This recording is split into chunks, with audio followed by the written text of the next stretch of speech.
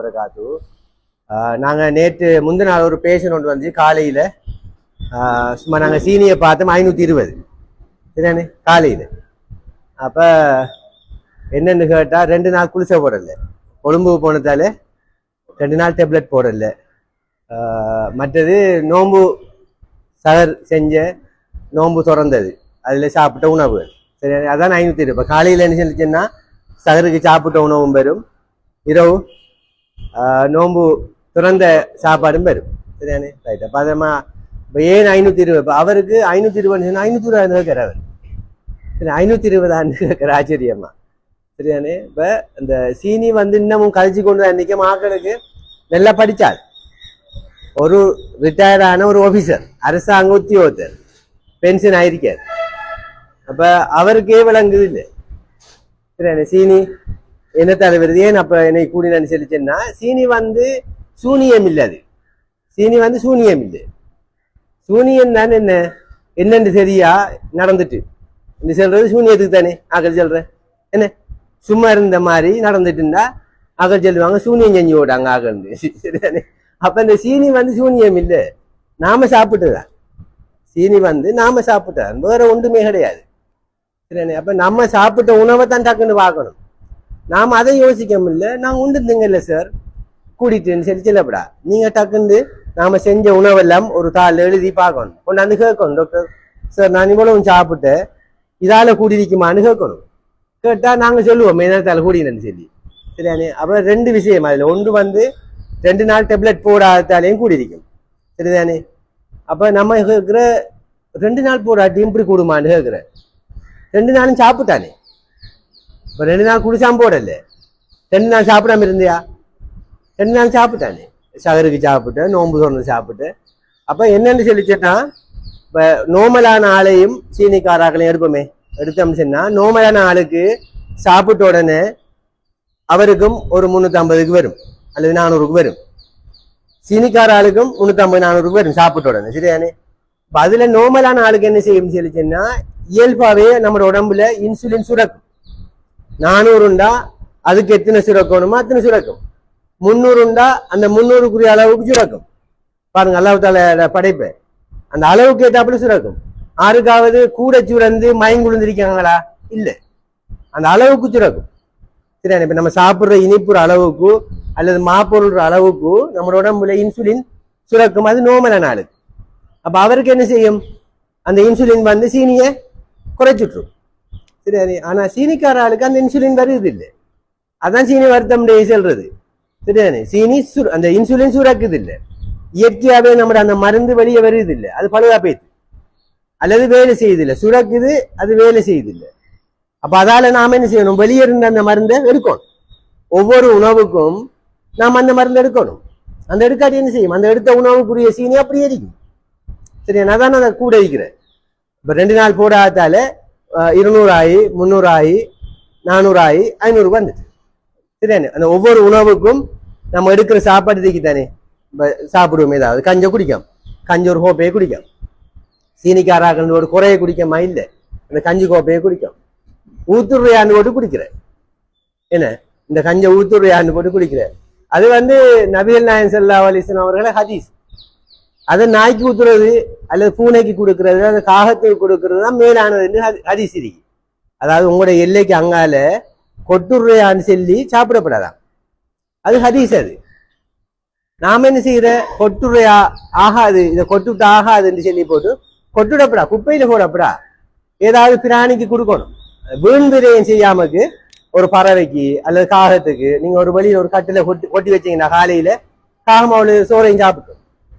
அல்லது பூனை இருந்தா அல்லது நாய் இருந்தா அதுகளுக்கு வச்சா ஏதாவது ஒன்று தின்றும் கழிவுகளை சரியா. அப்ப அதனால நாம என்ன செய்யறோம், அந்த எடுக்கிற உணவு வந்து கூட, அதான அவர் அந்த 520 வருது. அப்ப குளிசை போடாதது 4 தியாலம் போடல, 2 நாளுங்க கூட 4 தியாலம், காலை சகர் ஒரு சகருக்கும் நோம்பு சிறந்து. அப்ப அந்த 4 தியாலத்துல எடுத்த உணவுற சீனி என்ன செய்யும், ரத்தத்துல கூடி கூடி 520 வந்துருக்கு. ஆனா அதுல புதினம் என்னண்டா 520 அவருக்கு ஒண்ணும் செய்யல, அவர் சும்மா நோம்பல நடந்து வந்து என்ன வேற வருத்தத்தை வந்து 520 பார்க்க வரல, வேற வருத்தத்துக்கு மருந்து எடுக்க வந்தவருக்கு நாம குத்தி பார்த்தேன் 2 நாள் போடலன்னு சொல்லி. அப்ப இது என்ன சொல்லிச்சுன்னா சீனியர் அடுத்த பிரச்சனை தான். நாம சும்மா இருப்போம், 500ஓடையும் சாதாரணமா இருப்போம். வலிக்கையும் மாட்டா, குத்தையும் மாட்டா, நோவையும் மாட்டா. 520 பல்லு வலி குத்தும் வலிக்கும் என்ன, அது உடனே டாக்டர்கிட்ட போய் பல்ல புளிங்கிடுவோம், இல்ல மருந்து எடுப்போம். இது மருந்து எடுக்க வைக்க மாட்டா. எப்ப மருந்து எடுக்க வைக்கும்? பழுதாக்கி போட்டு. சீனிர வேலை பழுதாக்கி போட்டு தான் வருத்தம். பழுதாக்கும் வரை நீங்க ஒரு பிரச்சனையும் கிடையாது. நல்ல வடிவா 500 600 சும்மா வந்து போகலாம். அந்த அப்படி இருக்கிறதால இவங்க என்ன செய்யற, வோட்ல நிக்கணும், 520 இருக்கும் உங்களுக்கு கூடா. திடீர்னு அப்படி உங்களை கோமா மயக்க நிலைக்கு போயிடும். வோட்ல வச்சு இன்சுலின் அடிப்போம் சொல்லி சொன்னாலும் சொல்லுவாங்க, இல்ல சார் நான் வீட்டை வேறாவது வேலையை சொல்லுவாங்க, ஒரு காரணத்தை சொல்லி எப்படி போவாங்க. அதுக்கு காரணம் என்னன்னா அவங்களுக்கு அந்த வலி இல்லாது. அந்த 520 ஒரு நோவையும் வலியையும் கொடுக்காதான் காரணம். சரிதானே? அப்ப அப்படி வாரால் கட்டாயம் வந்து போர்ட்ல அட்மிட் ஆகி இன்சுலின் ஒரு கொஞ்சம் அடிச்சு, ஊசை கொஞ்சம் அடிச்சு, கொஞ்சம் குறைச்சிட்டு பின்னரும் போகலாம். முழு நாளும் வைக்க தேவையில்லை. நாங்க குறைச்சிட்டு ஒரு 200 காயினதுக்கு பிறகு வீட்டை போய் வளமையான குளிசையை பாவிக்கலாம். அந்த ஒரு 4 மணித்தி 6 மணித்தி இருக்கனாலும் மேலாண்டு போட்டு போறது. சரிதானே? அப்ப இதெல்லாம் கூடாத விஷயங்கள். அப்ப நாங்க அந்த ஒன்று நான் சொல்ற விஷயமே தான். அதாவது ஒரு தியாலம் கூட நீங்க அந்த மருந்துகளை போடாம இருக்கலாது. அதாவது உங்களோட கையில அந்த சீனியை குறைக்கக்கூடிய மருந்து இருந்தா தான் நீங்க சாப்பிடலாம். அப்படி இல்லைன்னு சொல்லிச்சுன்னா, குளிசை முடிஞ்சுன்னு சொல்லிச்சுன்னா இலகுலையை மட்டும் சாப்பிடலாம்.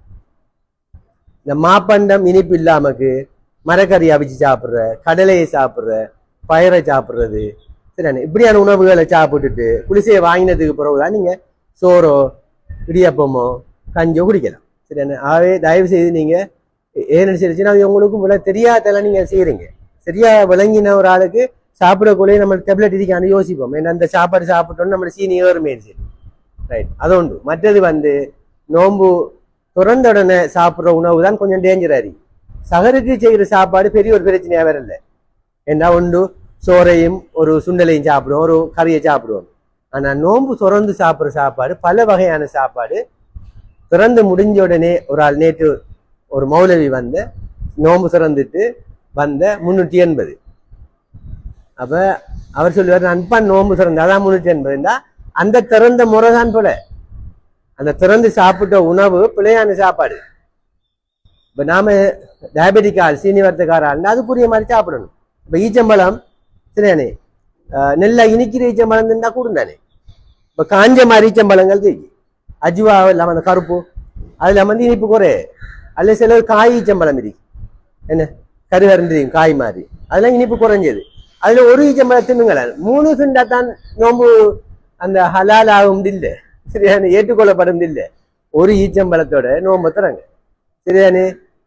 அப்போ அது உண்டு. மற்றது கஞ்சியில் அளவை நாம குறைங்க. என்ன, ஒரு பெரிய ஒரு கிளாஸ் குடிக்காம கொஞ்சம் கஞ்சி. அப்ப கஞ்சியை குடிச்சாது என்ன சாமான், சோறு தானது. கஞ்சிங்கிறது என்ன, ரைஸ் தான். அப்ப ஒரு அகப்பச்சோறு அல்லது ஒரு பிளேட்ல காவாசிக்குரிய ரைஸ் இருக்காது கஞ்சியில. அப்ப திருப்பி இரவு சாப்பாடுன்னு சிங்கப்படா. இப்ப நம்மட பக்கம் இருக்கிற ஒரு பழக்கம் என்ன, அது நோம்பு சுரந்தது இரவு சாப்பாடு தொழுவு போட்டு வந்து திருப்பி சாப்பிடுற அது இல்லை.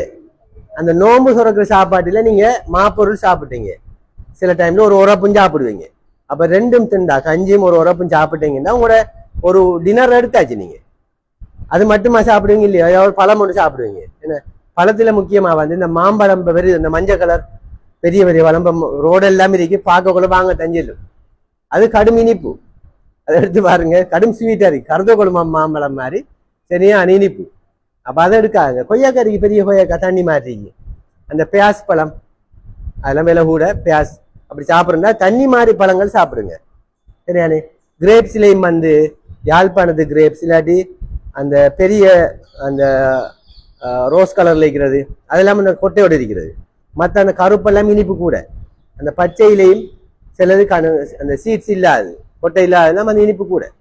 அப்ப அதுகளை வந்து இல்லாம தண்ணி மாதிரி கிரேப்ஸ் தான் சாப்பிடுங்க. இல்லைன்னா வாட்டர்மெலன், அது பெருசா இனிப்பு இல்லை, சும்மா தண்ணி மாதிரி. அடுத்த வாட்டர்மெலனை சும்மா அடிச்சு சீனி போடாமக்கா, அறவே போடக்கூடாது, போடாம ஒரு கிளாஸை குடிங்க, வயிறு நிறையும். நம்மளுக்கு வந்து பலன் இல்லாம வராது.